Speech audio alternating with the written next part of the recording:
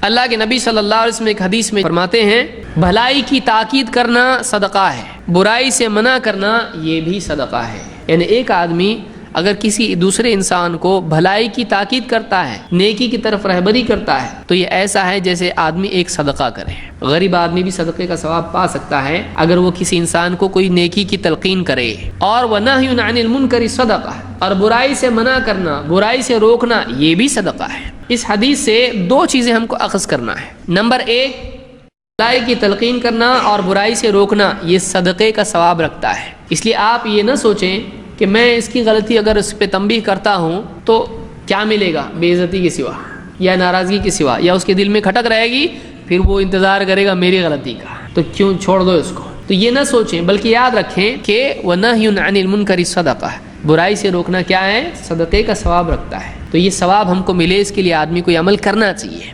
دو، بہت سارے لوگ صرف بھلائیاں بتاتے رہتے ہیں، غلطیوں پر تنبیہ نہیں کرتے ہیں۔ چاہے ایک آدمی شرک میں پڑا رہے، چاہے ایک آدمی نماز غلط پڑھتا رہے، چاہے آدمی زندگی بھر کیا کچھ نہیں کرتا رہے، بہت سارے لوگوں نے اسی کو اپنا طریقہ بنا رکھا ہے کہ صرف بھائی نیکی کی تلقین کرو، منکر کو چھیڑو ہی مت۔ تو یہ طریقہ اسلام کا نہیں ہے۔ اسلام کا طریقہ کیا ہے؟ صحیح بات بھی بتانا اور غلطی کی اصلاح بھی کرنا ہے۔